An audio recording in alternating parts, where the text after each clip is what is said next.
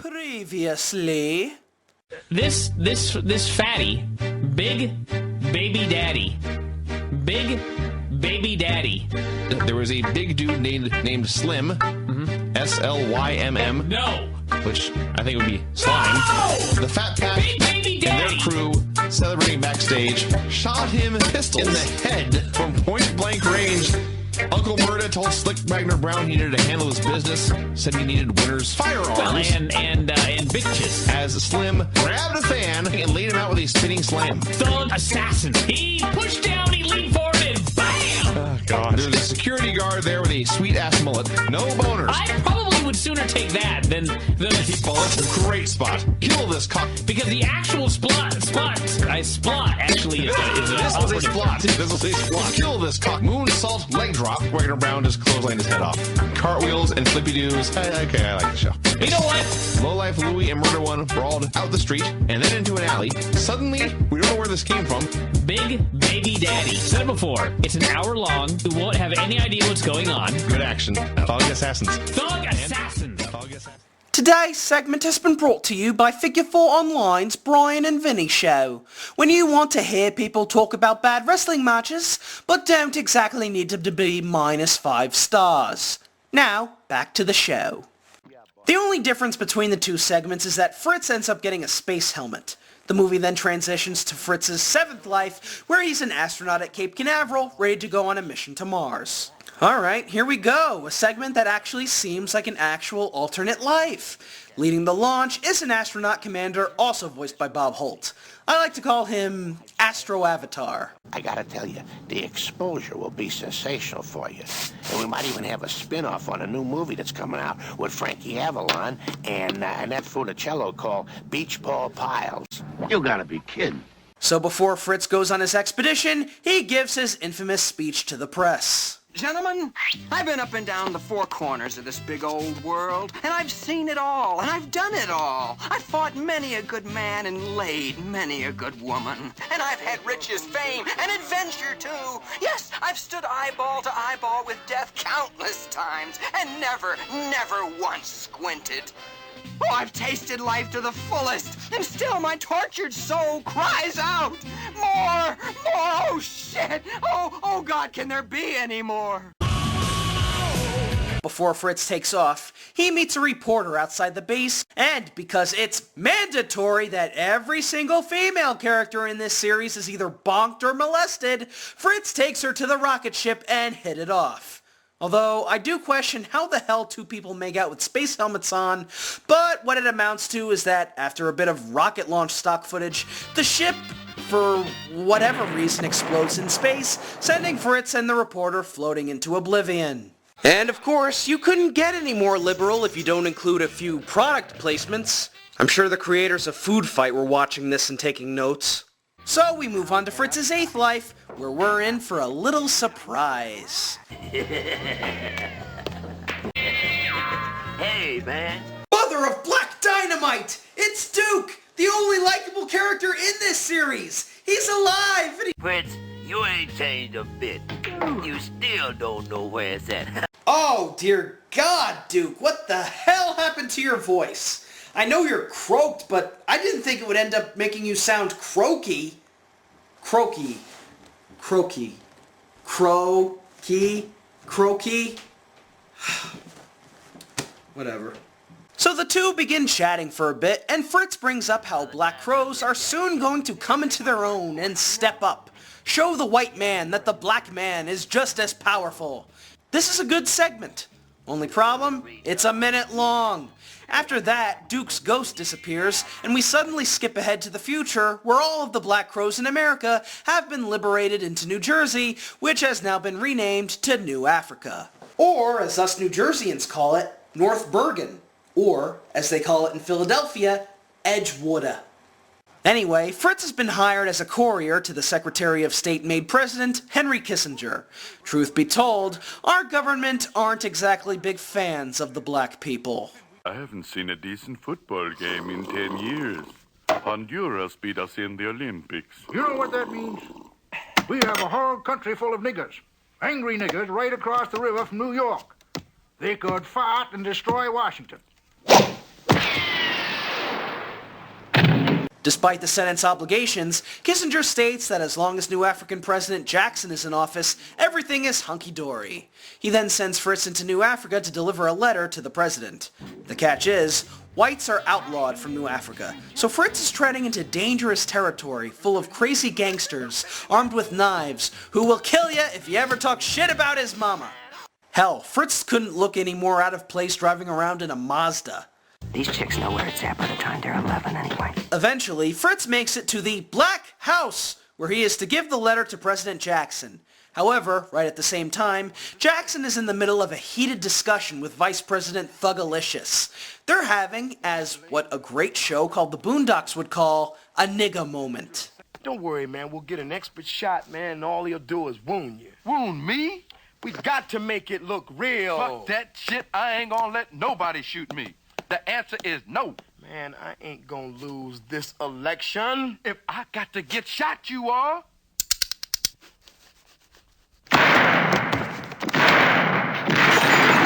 Good thing I'm wearing a Kevlar suit.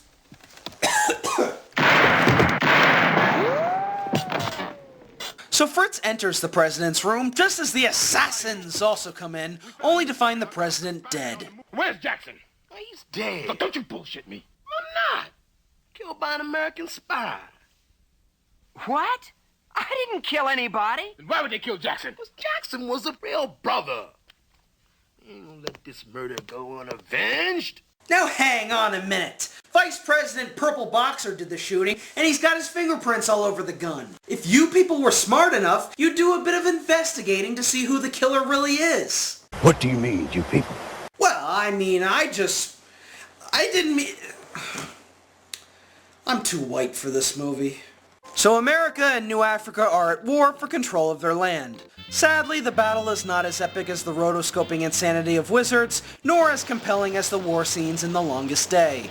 Instead, it just consists of two bastards standing on giant peaks in front of a rotoscoped background, slinging mud, farting, pissing, and puking at each other in self-defense. You know, I never thought I'd get to see the X-rated version of the fight scene at the end of Garbage Pail Kids. And yet, this seems less offensive. In the end, President Kissinger issues an unconditional surrender, and Fritz gets put in front of the firing squad. Ready? Aim. Fire! I bet you voted for Nixon. Oh, boo! I wanted to see that bastard riddled full of holes and turn into a toaster cozy. How dare you cut away! But in all seriousness, this is easily the best segment in the whole film. It's to the point, it does a good job acknowledging the discrimination of black people and the issues in the White House, and it's actually got some funny lines in it. See? Why couldn't the whole movie be like this rather than all of these short nonsense stories that spin their wheels and go nowhere? So we come to Fritz's 10th life?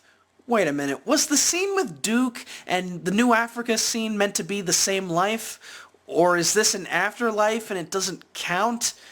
Oh, who cares? This is the last life anyway. We see Fritz wandering through a shit-filled sewer under the streets of New York. There's much to be said for the advantages of isolation. It allows one total freedom to pick and choose without the forces of society that wear you down. Hey, we'll take the example of the influence of our present-day culture. It typifies humanity's lack of personal concern for others. This coming from the guy who has sexually assaulted multiple women, burned down NYU, started an uproar that resulted in the deaths of innocent people, and now you care about others? Way to air your condolences 4 years, 2 hours, and 8 lives after the fact, Skip. So Fritz meets some ganja man who's really only there to tell Fritz how shitty all of his lives have been. Touché. Then he comes face to face with Satan himself. God knows I've lived the best lives I was capable of. My minor infractions of society's rules were only due. Oh, please, Lucifer, don't take me. I'm not ready. I'll change. I'm already changing. Look at me change. Oh my God, what a way to go. Excuse me, certainly, hello? You who down there? Excuse me, did anyone find an earring? I mean, I dropped my earring in the trash, you'd recognize it. It opens on one side, it's kind of a jade color. It's got a picture of Errol Flynn and Alan Hale naked. Christ, Did- Lucifer's did you a see it by chance? faggot! Well, who were you expecting, asshole? Hunson Abadir? So just when it looks like Fritz is doomed to forever become Satan's love slave, his wife snaps him out of his drug coma and throws him out of the house. And so the movie ends with Fritz flashing back through all the insanity he went throughout the film. This is about the worst life I ever had. And strolls off into the street dancing like a drunken leper. And that was the 9 lives of Fritz the Cat. It sucked 9 ways to Sunday. I said it once and I'll say it again, that I believe that Fritz is one of the most despicable characters in animation history. Of all the cat characters I've seen, he's the least likable of them all. He's a womanizer, a jackass, a lazy bum, a pothead, a narcissist, and not a very interesting character. How the hell are we supposed to root for the hero if he's such an unlikable jackass? Suck my dick, huh? Amongst the sea of sexism, racism, and homophobia, the movie itself is just boring. It's astounding how a movie like this can have so many stories and yet no story at all. Some of the segments are either too long or too short, the characters are barely given enough time to develop, and there's a great deal of filler, almost as if the filmmakers didn't have enough modern topics to make fun of. You know, if this movie had been made in, say, 1977, right when the punk rock movement was in full force, they could have had a lot of material to work with. Instead, we get a very watered-down, sloppy, disorganized reimagining of the original. Yes, reimagining! The only thing that really separates the two movies is that Fritz looks to be about 2 feet taller, and the animation is also a bit smoother. Yeah, a positive I can give about this movie is that the animation looks pretty good for its time, and the last couple segments are very well put together and to the point. What a shame they had to follow a bunch of disjointed and confusing stories with no substance or plot development.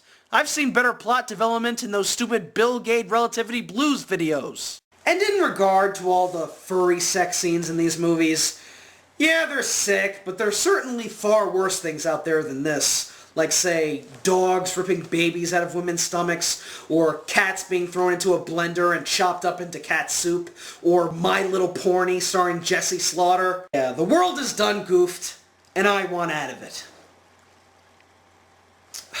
Nah, I'll save it for another day. Besides, somebody has to put an end to Diamanda Hagen's nation of violence. If only I had some people to help me. How about some ninja warriors? Shut up, BG. Anyway, hardcore headache to 9 lives of Fritz the Cat. And before I go, I want to finish this off by playing Brandon DiCamillo's Chinese freestyle rap from the movie CKY. It's incredibly racist, but at the same time, really funny. Peace out, guys. Who wants to taste my Jero sound? You want a piece of my Jero sound? I'm gonna give it to you now. Who likes my chopstick? Hit you in the shit with my little ass stick. Yellow, if you wanna see me, eat yellow. I never seen nothing like you before. I can kick you higher than you can kick me. I can kick you way up into a tree. Who wants to taste of my oolong tea? Ho ha, hoo chee chee. Everybody in the phone book named Chang. Wanna see my way? Never good, gone, hit the gong with a bang. What? Everybody wanna see me throw a fireball, but that's not right, not in real life. You will fall down and break your leg. Everybody wanna see me break an egg. Well, I don't, but I like fried rice, and I ain't got life. Ching chow woo, ching wang woo, right? That ain't nice. For your cookie, I always told you twice. Delivery's free, but not from me. I always want $1.50, 55. Wanna see me go God? Hit you with the line. Well, when I hit you with the shit, do a split, take a shit after you eat my shit. Kung fu, want my buffet? You fucking gay. Wilo, hit you with the hay. Stay the fuck away. Hit you in the balls. Only Americans eat duck sauce. And my soy sauce is for you. I can put it in your shoe. Watch this. I can tiptoe while you take a piss. In my bathroom, spy on you while your little boy shit. I can kick you if you don't pay the bill. And if you want a little mint, that's 50 cents. Bitch, everything costs a little bit. So don't expect nothing for free, at least from me. King Chang Chui. I got you from Taiwan City and Hong Kong. I can smoke a bong and I can do it all night long. And don't mistake me for a Viet Cong. I can get you and tackle you, stake you. Never see me where I get you and bake you, rope you. you up and put you in a bamboo cage and make you feel all my rage. Poke you with a little stick till you page. Your buddies too come napalm me. Goddamn that shit burned, blew away my whole city. Ho Chi Minh, shoot a load on your chin. Goddamn, that's a sin. Going go goodbye. And if you wanna come on in, you can work into my world when the yellow ship begin. Oh no, can't be tamed. I got shit to control your brain, and it's called a code, and low main. So come on in, baby, and have it just the same. Oh,